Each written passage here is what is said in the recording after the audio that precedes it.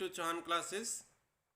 आज हम करने जा रहे हैं 10th क्लास की फर्स्ट फ्लाइट बुक का 4th lesson from the diary of Anne Frank, जिसे लिखा है एनी फ्रैंक ने और उसका पूरा नाम था एनालिस मैरी एनी फ्रैंक।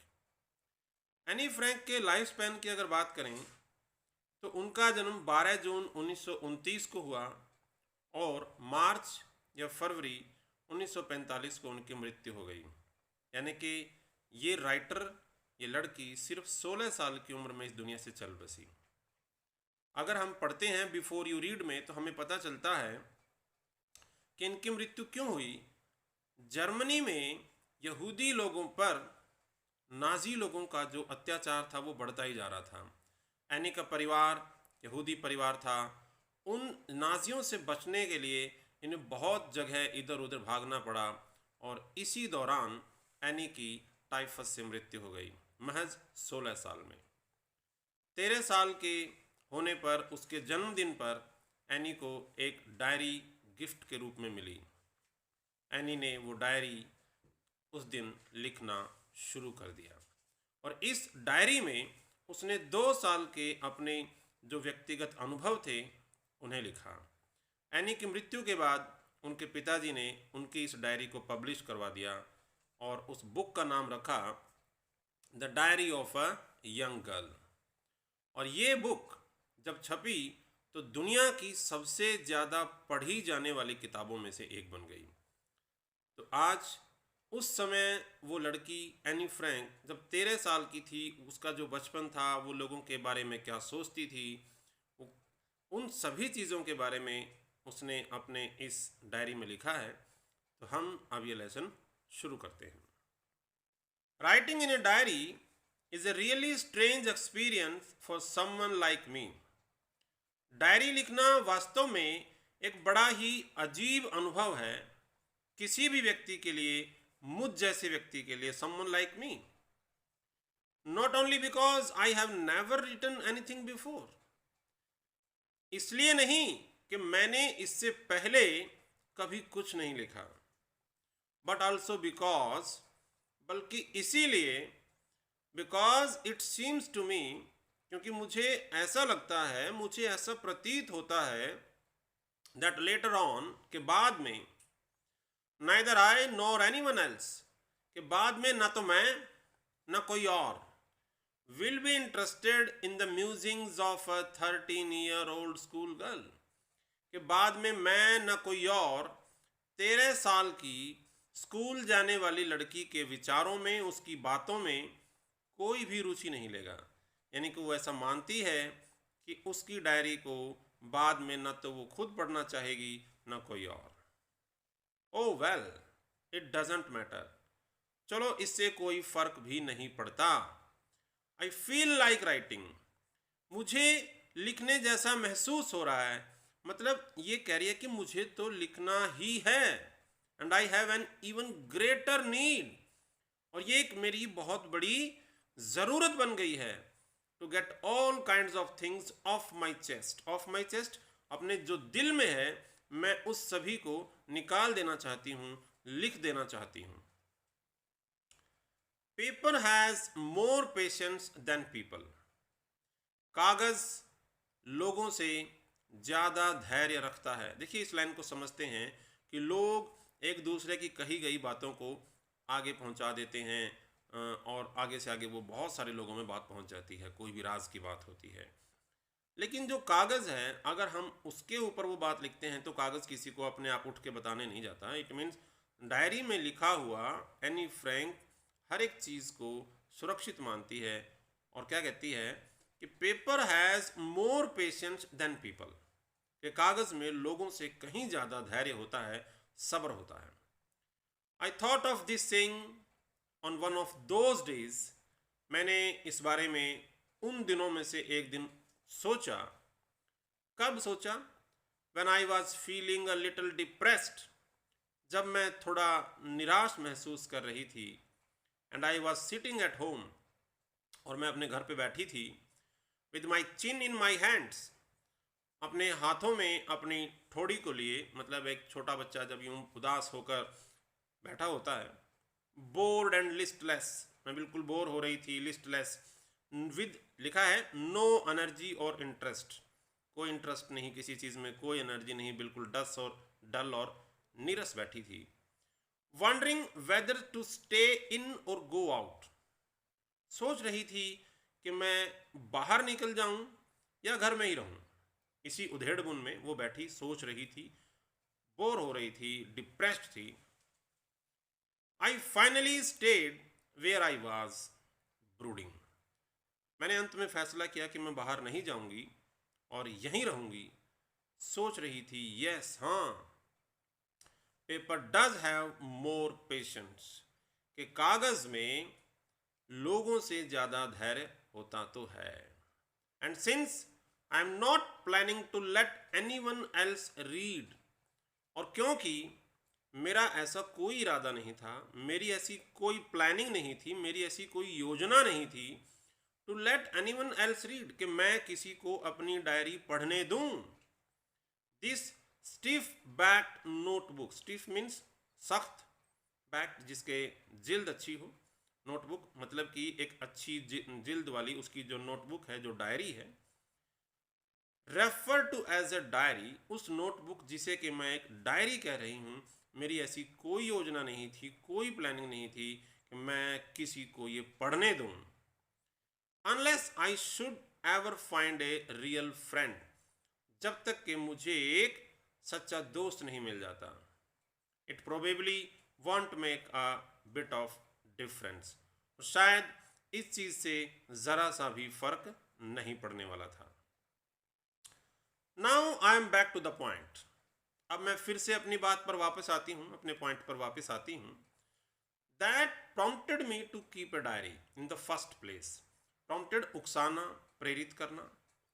अब मैं फिर से उसी बात पे आती हूँ जिसने मुझे डायरी लिखने के लिए प्रेरित किया, मुझे उकसाया।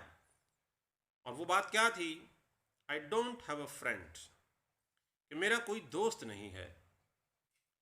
Late me put it more clearly, इस बात को मैं और थोड़ा स्पष्ट करती हूँ। Since no one will believe that, क्योंकि कोई भी इस बात को नहीं मानेगा, दैट अ 13-year-old गर्ल, कि 13 साल की एक लड़की is completely alone in the world, इस दुनिया में पूरी तरह से अकेली है। एंड आई एम नॉट, और मैं अकेली नहीं थी। आई हैव लविंग पेरेंट्स, मेरे बहुत ही प्यारे माता पिता थे। एंड ए 16-year-old सिस्टर, और 16 साल की मेरी बड़ी बहन है। And there are about 30 people, और लगभग 30 लोग और भी हैं, आई कैन कॉल फ्रेंड्स, जिन्हें मैं दोस्त कह सकती हूँ। आई हैव अ फैमिली, मेरा परिवार है। Loving aunts and a good home, प्यारी आंटीज हैं और एक बहुत ही अच्छा घर है। नो, ऑन द सरफेस, लेकिन फिर भी ऊपरी तौर पर, धरातल पर, आई सीम टू हैव एवरीथिंग, मेरे पास हर चीज़ है, ऐसा लगता है कि मेरे पास हर चीज़ है। एक्सेप्ट, एक चीज़ के सिवाय, एक्सेप्ट मीन्स के सिवाय, एक चीज़ के सिवाय मेरे पास सब कुछ, और वो क्या है? वन ट्रू फ्रेंड, एक सच्चा दोस्त। All I think about when I am with friends, जब मैं दोस्तों के साथ होती हूँ, when I am with friends, all I think, मैं सिर्फ एक ही चीज़ के बारे में सोचती हूँ, और वो क्या? Is having a good time, कि उनके साथ मेरा अच्छा समय गुजरे। I can't bring myself to talk about anything but ordinary everyday things, अपने दोस्तों के साथ आम रोज़मर्रा की बातों के अलावा और कुछ बात करने के लिए था ही नहीं।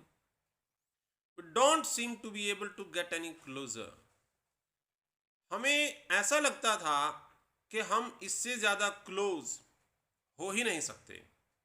एंड दैट्स द प्रॉब्लम, यानी कि रोज़मर्रा की जो आम की बातें होती थी, उसके अलावा अपने दिल की बातें, अपनी जो पर्सनल फीलिंग्स थी, वो कहने के लिए एनी के पास कोई भी नहीं था। Maybe it's my fault, शायद ये मेरी गलती है, that we don't confide in each other. Confide मैंने भरोसा करना, किसी व्यक्ति पर भरोसा करके उसे अपनी पर्सनल बातें बताना, that is confide.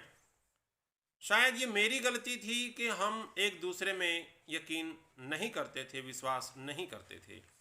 In any case, चाहे जो भी हो, that's just how things are. बातें सारी यही थी। एंड अनफॉर्चुनेटली, और दुर्भाग्य से, they are not liable to change. ये बदलने वाली भी नहीं है। This is why I have started the diary. और इसीलिए मैंने डायरी लिखने का फैसला किया है। अब मैंने डायरी शुरू कर दी है। To enhance the image of this long awaited friend in my imagination, अपनी कल्पना में इस long awaited friend, जिसका कि एक लंबे समय से इंतजार हो रहा है, और वो लंबे समय से इंतजार किसका हो रहा है? एक रियल फ्रेंड का।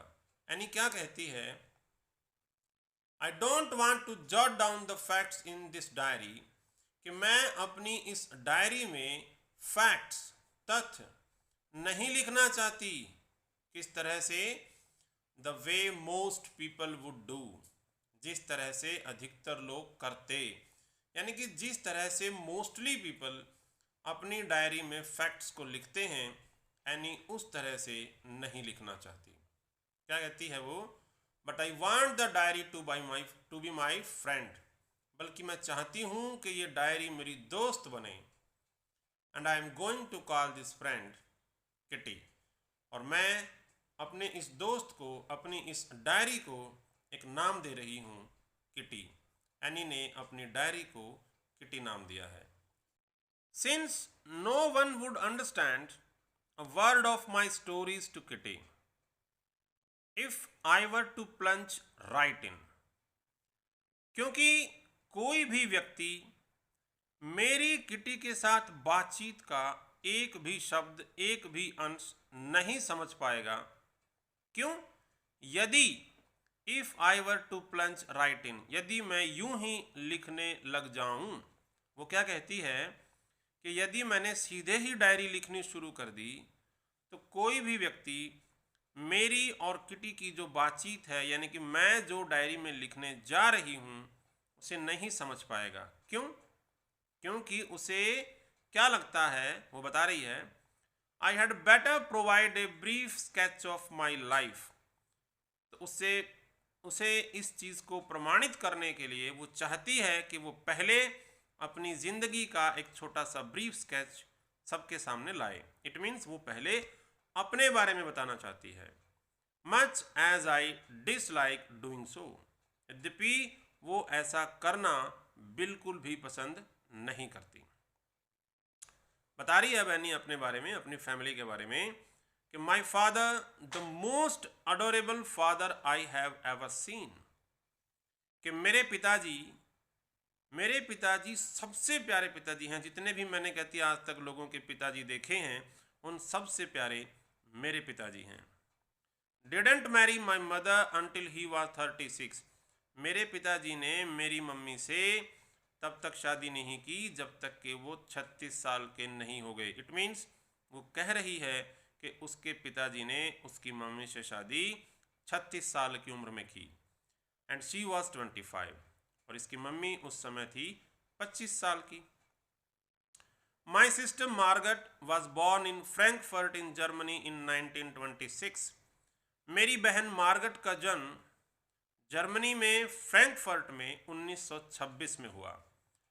आई वॉज बॉर्न ऑन 12 जून 1929, मेरा जन्म 12 जून 1929 को हुआ। I lived in Frankfurt until I was 4, जब तक मैं 4 साल की हुई मैं फ्रैंकफर्ट में ही रहती थी। माई फादर एमिग्रेटेड टू हॉलैंड इन 1933, 1933 में मेरे पिताजी हॉलैंड चले गए रहने के लिए। My mother Edith Hollander Frank went with him, मेरे पिताजी के साथ मेरी माँ एडिथ होलैंडर फ्रैंक भी चली गई टू हॉलैंड इन सितंबर, वो भी हॉलैंड मेरे पिताजी के पास चली गई सितंबर में। While Margaret and I were sent to Achin to study with our grandmother. जबकि मुझे और मेरी बहन मार्गट को आचिन में मेरी दादी माँ के पास रहने के लिए भेज दिया गया. Margot went to Holland in December. Margot मेरे माता पिता के पास हॉलैंड में दिसंबर में चली गई. And I followed in February. और उसके बाद फरवरी में मैं भी वहाँ पहुँच गई. When I was plunked down on the table as a birthday present for Margaret, जब मुझे एक बर्थडे प्रेजेंट के रूप में टेबल पर रख दिया गया, टेबल पर बिठा दिया गया. और मैं बर्थडे प्रेजेंट किसके लिए थी? मार्गट के लिए, जो कि मेरी बड़ी सिस्टर थी. I started right away at the Montessori nursery school. मैंने मोंटेसरी नर्सरी स्कूल में जाना शुरू कर दिया. I stayed there until I was 6. मैं वहाँ तब तक रही जब तक कि 6 साल की नहीं हो गई, यानी कि 6 साल तक ये उस स्कूल में रही. Eight which time I started in the first form. जब तक कि मैंने पहली क्लास में जाना शुरू कर दिया, यानी कि 6 साल तक वो रही. उसके बाद उसने उसी स्कूल में फर्स्ट क्लास में जाना शुरू कर दिया. In the 6th form, Chhathi class में, 6th फॉर्म में, माई टीचर वॉज मिसिज क्यूपेरस. इसकी टीचर का नाम था Mrs Kuperus, the headmistress, और वो स्कूल की हेड मिस्ट्रेस भी थी. At the end of the year, साल के अंत में, we were both in tears. हम दोनों रो रहे थे. क्यों? As we said a heartbreaking farewell. क्योंकि हमने एक दूसरे को मर्मस्पर्शी भावनात्मक विदाई दी थी. यानी कि एनी फ्रैंक और उसकी जो टीचर थी, उनका आपस में एक बहुत ही आत्मीय रिश्ता बन गया था. और वो जो विदाई थी वो बहुत ही भावनाओं से भरी थी, और दोनों उस समय रो पड़े थे. इन द समर ऑफ 1941, 1941 की गर्मी में, ग्रैंडमा फेल इल. दादी माँ बीमार पड़ गई. And had to have an operation. और उन्हें एक ऑपरेशन से गुजरना पड़ा. उनका एक ऑपरेशन हुआ. So my birthday passed with little celebration. तो मेरा जन्मदिन बहुत ही कम सेलिब्रेशन के साथ मनाया गया. इट मीन्स, लिटिल मीन्स न के बराबर. यानी कि आप ये भी कह सकते हैं कि मेरे जन्मदिन पर उस साल कोई सेलिब्रेशन नहीं किया गया. ग्रैंडमा डाइड इन जनवरी 1942. जनवरी 1942 में दादी माँ चल बसी. No one knows. कोई नहीं जानता. How often I think of her. कि मैं उनके बारे में आमतौर पर सोचती रहती हूँ, कितना सोचती हूँ. एंड स्टिल लव हर. और मैं उन्हें अब भी प्यार करती हूँ. दिस बर्थडे सेलिब्रेशन इन 1942, 1942 का जो जन्मदिन आया, was intended to make up for the other. उसमें पहले जन्मदिन की भी कमी को पूरा करने की कोशिश की गई. उसमें पहले जन्मदिन की कमी को भी पूरा किया गया. कैसे?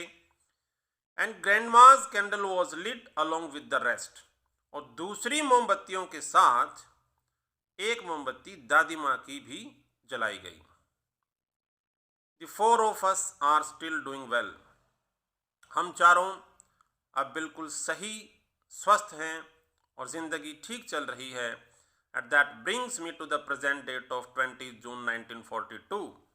और आज 20 जून 1942 है, जिस दिन, ये वो डेट है जिस दिन एनी फ्रैंक ने अपनी ये डायरी का पेज लिखा है जो हम पढ़ रहे हैं.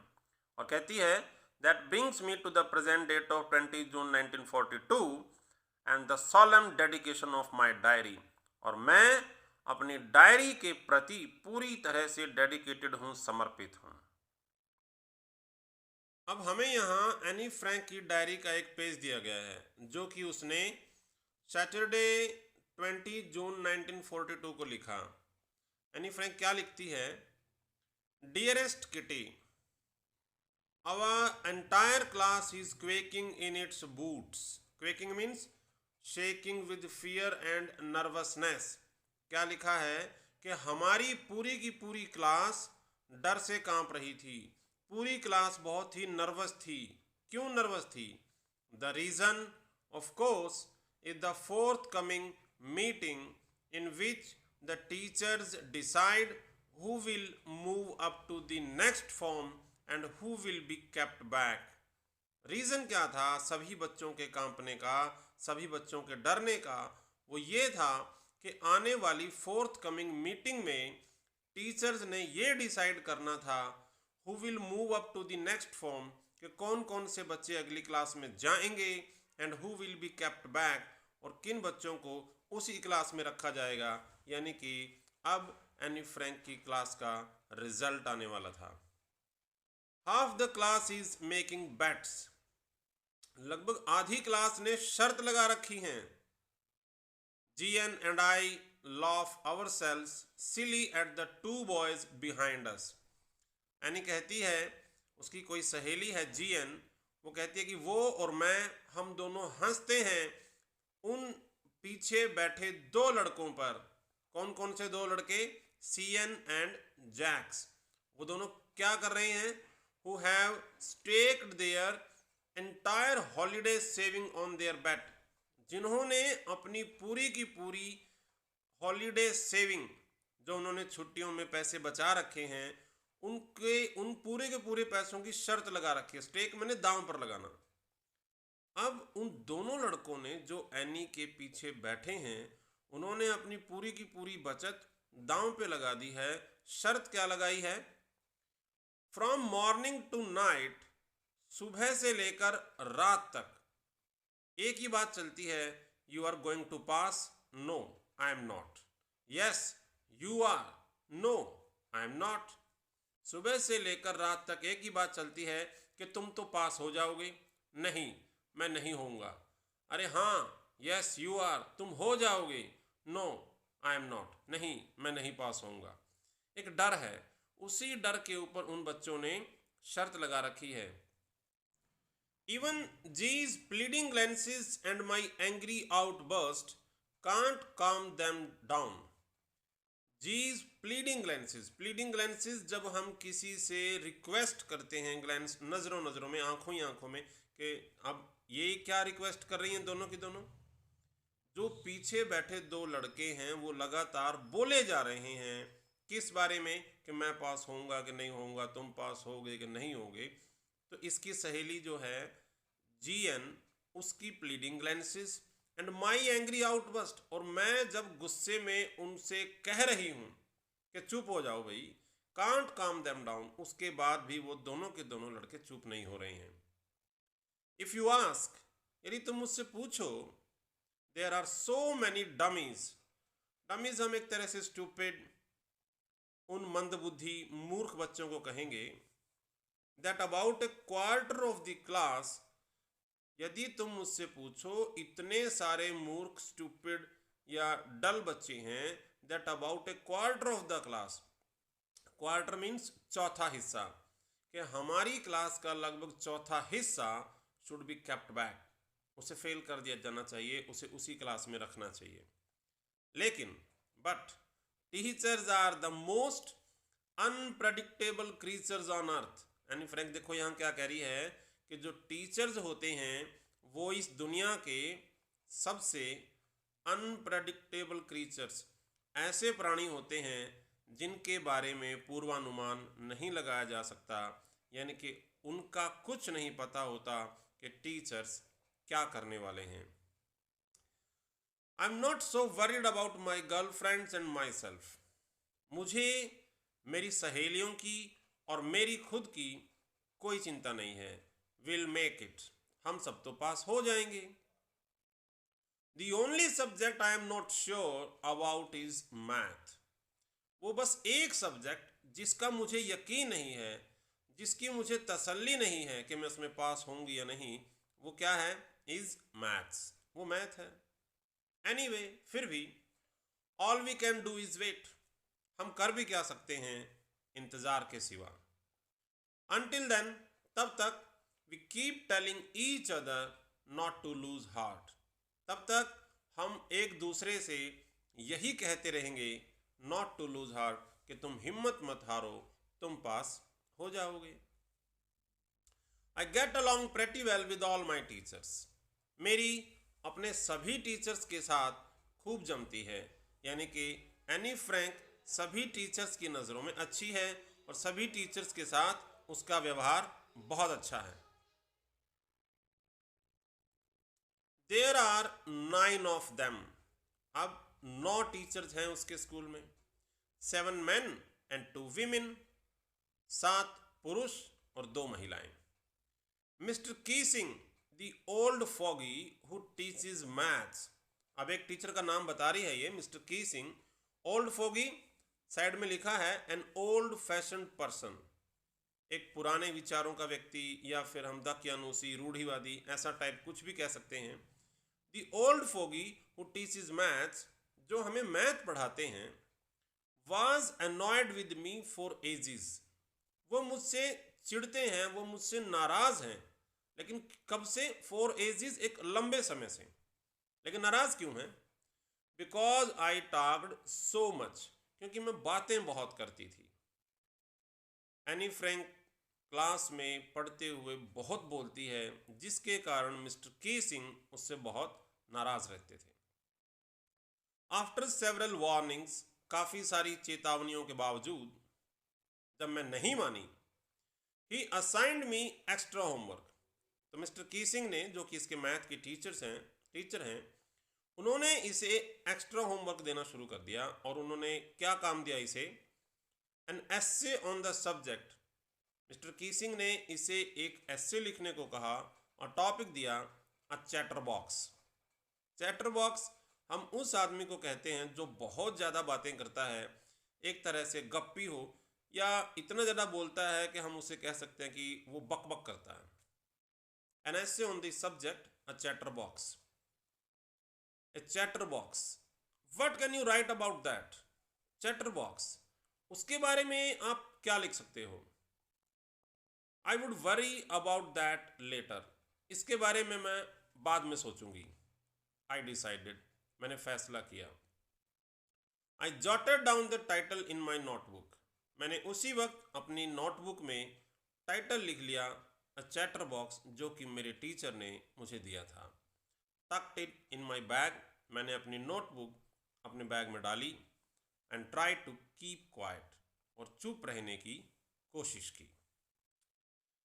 That evening, after I had finished the rest of my homework, उसी शाम अपना बाकी काम खत्म कर लेने के बाद, the note about the essay caught my I.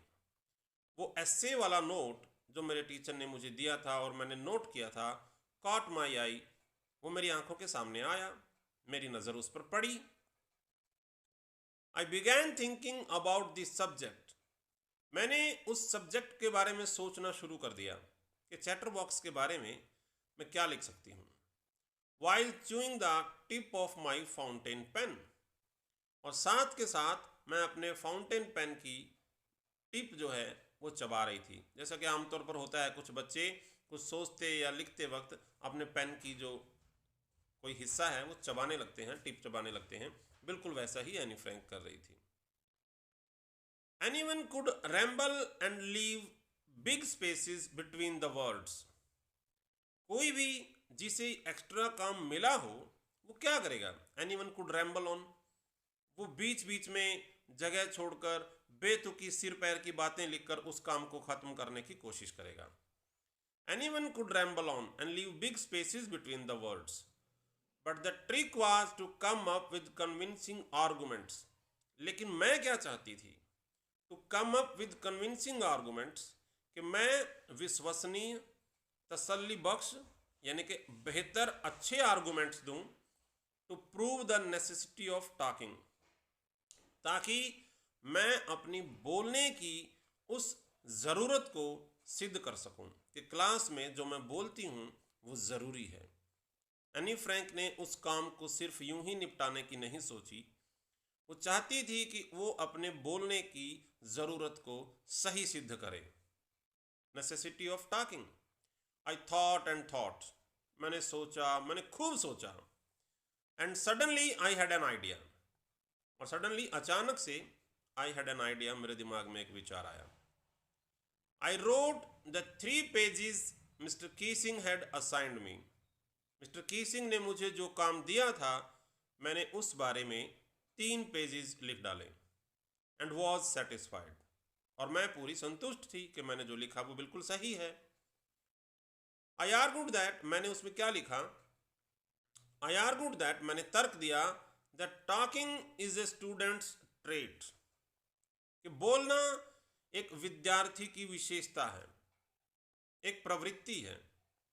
And that I would do my best to keep it under control, और मैं इस पर कंट्रोल करने की पूरी कोशिश करूंगी.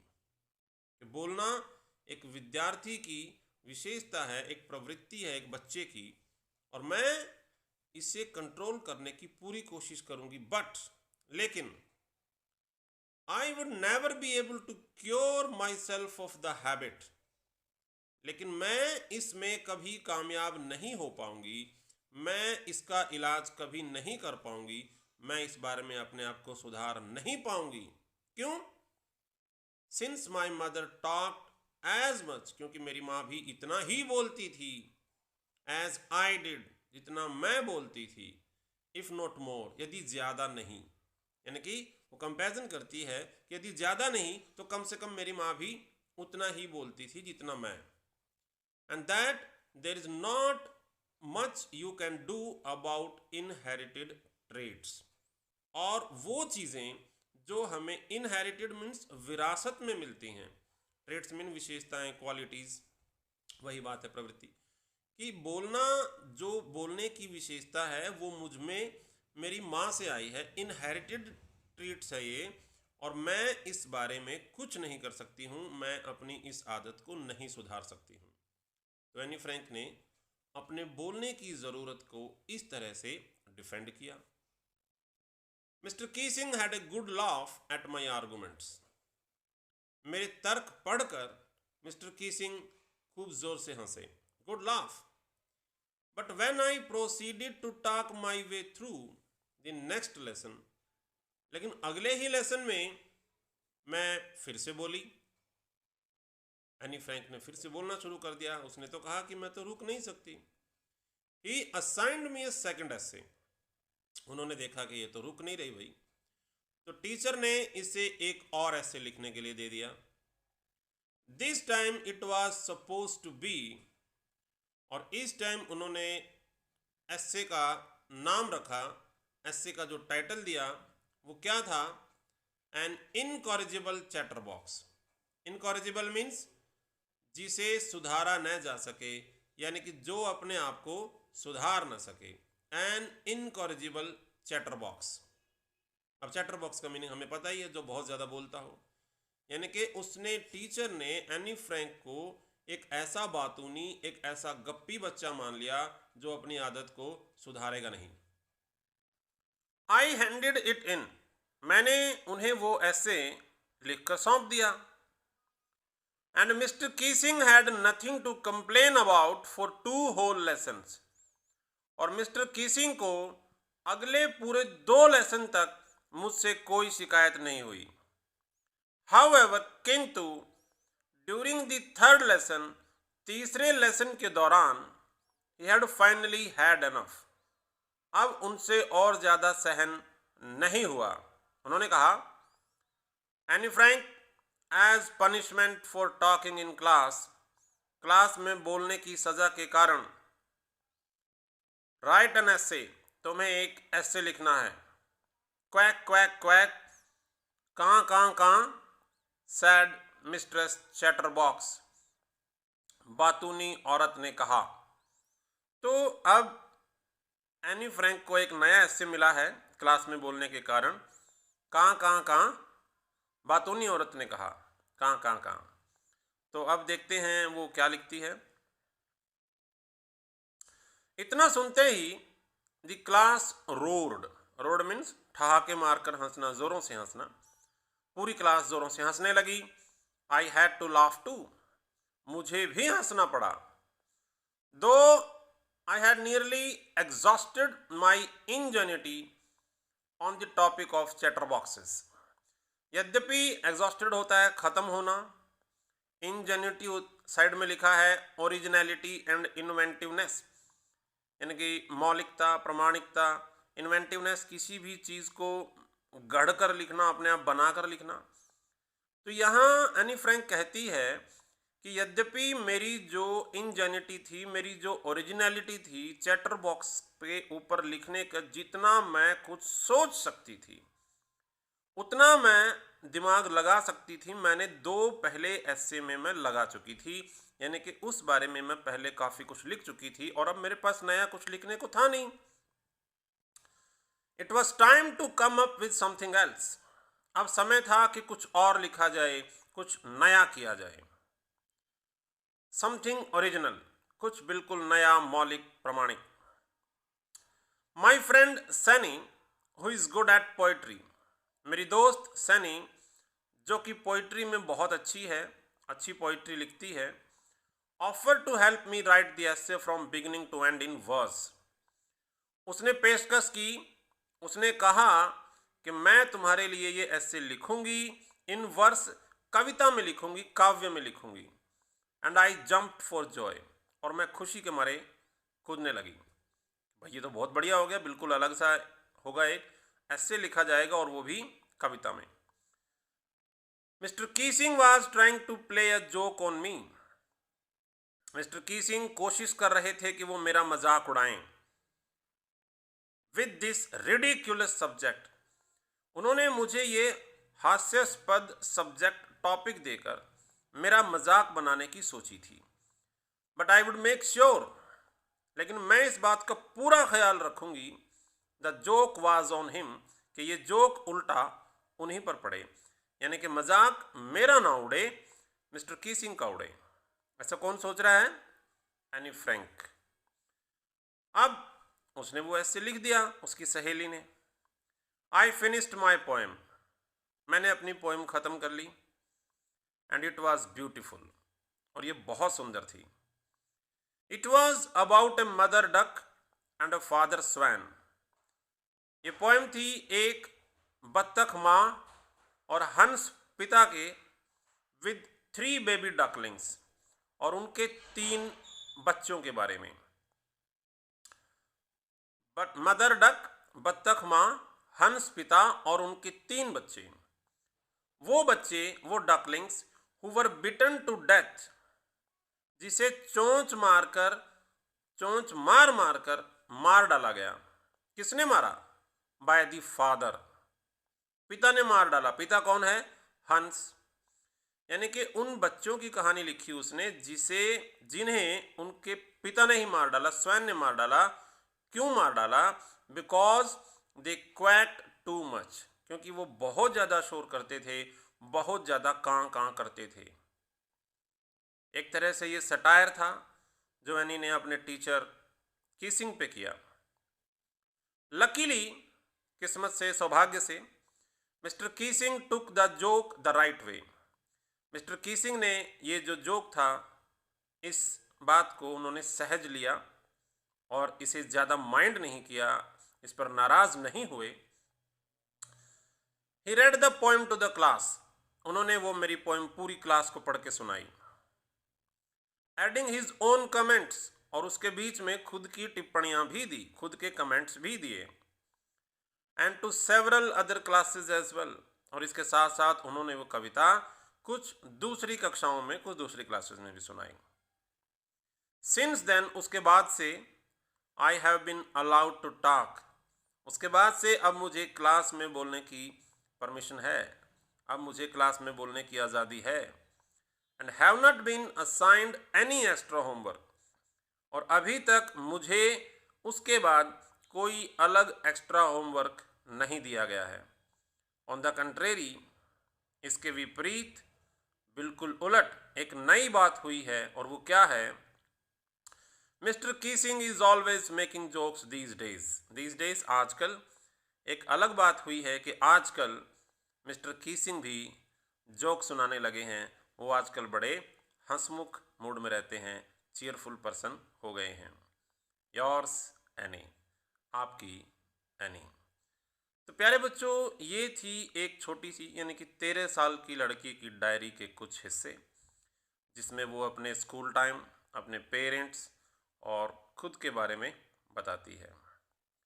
तो यहाँ हमारा लेसन ख़त्म होता है। मिलते हैं हम अपने नई वीडियो में। तब तक के लिए have a good day, good bye.